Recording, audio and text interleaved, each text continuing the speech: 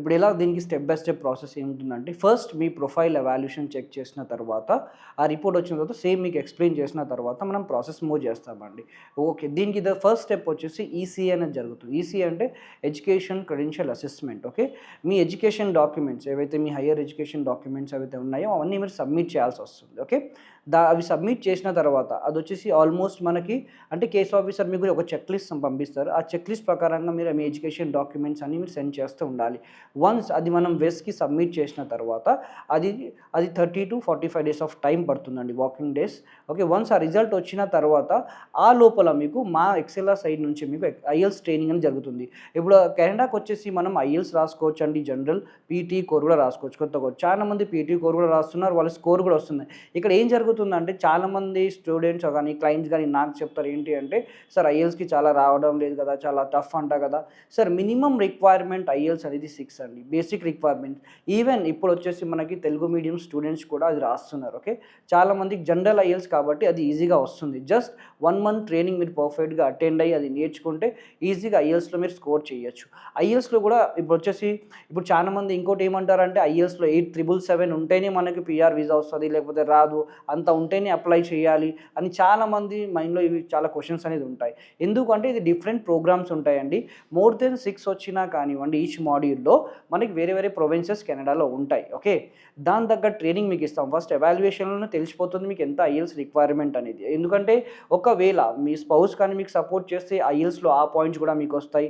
వాళ్ళ వెస్ట్ చేయిస్తే కూడా మీకు ఆ పాయింట్స్ అనేది యాడ్ అవుతాయి. ఒకవేళ హస్బెండ్ ఏజ్ ఎక్కువ ఉన్నా కానివ్వండి, వైఫ్ ప్రొఫైల్ త్రూ కూడా మనం పీఆర్ అప్లై చేయొచ్చండి. ఓకే. అండ్ ఇంకోటి ఐఎల్స్ ట్రైనింగ్ కూడా మీకు 30 డేస్ ఆఫ్ ట్రైనింగ్ ఉంటుంది.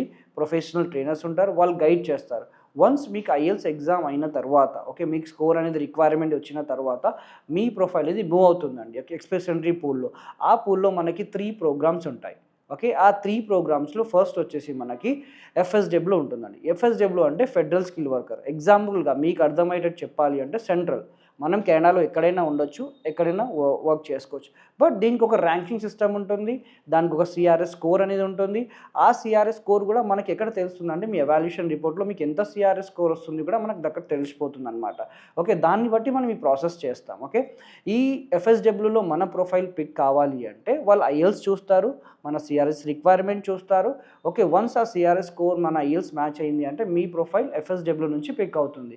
ఎఫ్ఎస్‌డబ్ల్యూ నుంచి వీసా పిక్ అవుతే ఎక్కడైనా ఉండొచ్చండి. ఓకే. అండ్ ఇక్కడ ఏంది అంటే ఎఫ్ఎస్‌డబ్ల్యూ అంటే federal skill worker. And next option ఇప్పుడు నేను చెప్పాను 8777 వస్తే మనకు ఎఫ్ఎస్‌డబ్ల్యూ కూడా అప్లై చేయొచ్చు. ఒకవేళ మీకు ఆ సీఆర్ఎస్ స్కోర్ మీట్ కాలేదు, ర్యాంకింగ్ అనేది తక్కువొచ్చింది, ఐఎల్స్ అనేది తక్కువొచ్చింది అంటే we have the second option అండి, పీఎన్‌పీ. పీఎన్‌పీ అంటే ప్రొవిన్సెస్ నామినీ ప్రోగ్రామ్. ఇక్కడ ఎలా ఉంటుందంటే కొన్ని స్టేట్స్ అంటే వాళ్ళ రిక్వైర్మెంట్‌ని బట్టి కూడా మనం అప్లై చేయొచ్చు. అంటే కొన్ని స్టేట్స్ అనేది 6 అడుగుతాయి, కొన్ని స్టేట్స్ 7.5 అడుగుతది, కొన్ని స్టేట్స్ సీఆర్ఎస్ స్కోర్ 370 అడుగుతాయి, కొన్ని స్టేట్స్ వచ్చేసి మనకి సీఆర్ఎస్ స్కోర్ వచ్చేసి 7 అడుగుతది, 6.5 అడుగుతది. Depends upon the state requirement బట్టి మనం అప్లై చేయాలి. పీఎన్‌పీ అంటే స్టేట్ స్పాన్సర్డ్ వీసా. ఎక్కడి నుంచి అయితే మనకి వీసా ఏదైతే స్టేట్ నుండి మనకి వీసా వస్తుందో అదే స్టేట్‌కి మనం 2 ఇయర్స్ వర్క్ చేయాలి. తర్వాత ఎక్కడైనా వెళ్ళొచ్చండి. వన్స్ వీసా అక్కడ నుండి పిక్ అవుతుందండి. ఇక్కడ నుండి ఎలా పిక్ చేస్తారంటే మీ ఐఎల్స్, సీఆర్ఎస్ స్కోర్ ఇంకా జాబ్ ఆక్యుపేషన్. ఇప్పుడు కెనడాలో ఆల్మోస్ట్ అన్ని జాబ్ ఆక్యుపేషన్స్ అనేది డిమాండింగ్ చేస్తున్నాయండి. ఓకే. ప్రెజెంట్ వచ్చి హెల్త్ కేర్ డిమాండింగ్‌లో ఉంది. హెచ్ఆర్స్ అప్లై చేయొచ్చు దీనికి.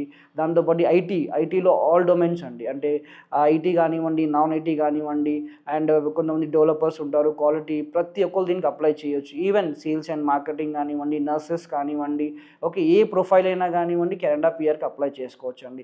జస్ట్ వాళ్ళకు ఉండాల్సింది 2 years of experience. Okay. And third programme వచ్చేసి మనకి ఏఐపీపీ, అట్లాంటిక్ ఇమిగ్రేషన్ పైలట్ ప్రోగ్రామ్. ఇది ఎలా ఉంటుందంటే సార్ ఇక్కడ 4 స్టేట్స్ ఉంటాయి. ఈ 4 స్టేట్ నుంచి మనకి ఏదైనా ఆఫర్ లెటర్ వచ్చినా కానీ మనం ఇక్కడ వెళ్ళొచ్చు. సైమల్టేనియస్‌గా ఈ 3 ప్రోగ్రామ్స్ అనేది మనం చేస్తాం. మీకు ఎక్కడ నుండి వీసా వచ్చే ఛాన్స్ ఉందో అక్కడ మనం అప్లై చేయడానికే చూస్తామండి. అండ్ దాని తర్వాత వన్స్ మీకు ఐటీ వస్తుంది ఆ కంట్రీ నుంచి ఇన్విటేషన్ వచ్చిన తర్వాత మీకు మెడికల్స్ ఇంకా పోలీస్ క్లియరెన్స్ ఉంటుందండి. ఓకే. దానికి ప్రాపర్ గైడెన్స్ అనేది కేస్ ఆఫీసర్ మీకు ప్రొవైడ్ చేస్తారు. ఎలా అప్లై చేయాలి, ఎక్కడ అప్లై చేయాలి, ఎక్కడ అనేది మనం చూపించుకోవాలని ప్రతి ఒక్కళ్ళు మీకు గైడెన్స్ అనేది ఇస్తారు. ఓకే. అండ్ దాంతో పాటు నెక్స్ట్ వాళ్ళు అప్లై చేసిన తర్వాత మీకు ఇన్విటేషన్ వచ్చిన తర్వాత